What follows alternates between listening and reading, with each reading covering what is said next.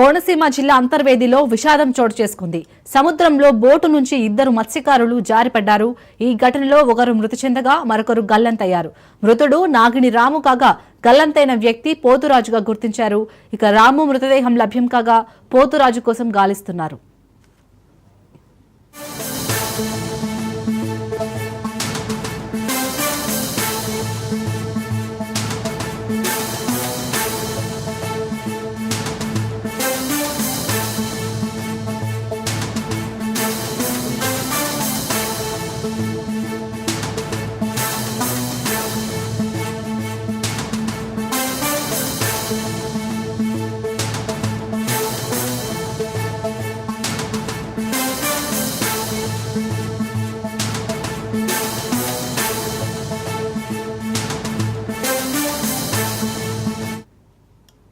కోనసీమ జిల్లా అంతర్వేదిలో విషాదం చోటు చేసుకుంది.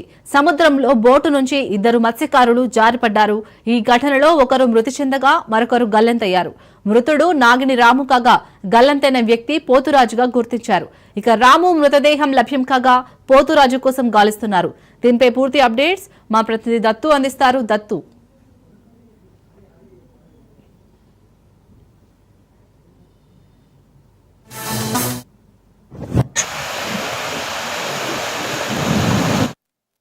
ఉన్నారు.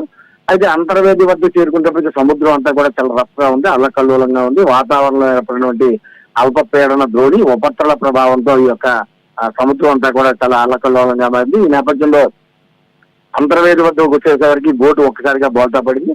ఆ బోల్తా పడిన వెంటనే నలుగురు బోటు మీద ఎక్కడం జరిగింది. ఇద్దరు మాత్రం గల్లంతయ్యారు. అందులో ఒకరు మృతి చెందారని చెప్పి పోలీసు యంత్రాంగం ధృవీకరించింది. వారి డెడ్ బాడీ కూడా దొరికింది. అయితే మిగతా గల్లంతైన 2 మృతదేహాలతో పాటు ఆ నలుగురు ఎవరైతే ఉన్నారో వారు కూడా అంతర్వేది కర అంటారు దాన్ని, అంటే గోదావరి సముద్రం కదిలే ప్రాంతం. ఆ ప్రాంతానికి వచ్చే సమయంలో వారి బోటు కూడా గల్లంతైంది. ప్రస్తుతం తెల్లవారుజాము నుండి కూడా వారి కోసం గాలింపు చర్యలు చేపట్టారు. జస్ట్ ఫ్యూ మినిట్స్ బ్యాకే వారు కూడా క్షేమంగా ఒడ్డుకు చేరుకున్నారు. ప్రభుత్వ ఆసుపత్రికి అధికార యంత్రాంగం తరలించింది. 2 డెడ్ బాడీస్ కూడా దొరకడం జరిగింది. Shalini. Right, thank you Dattu.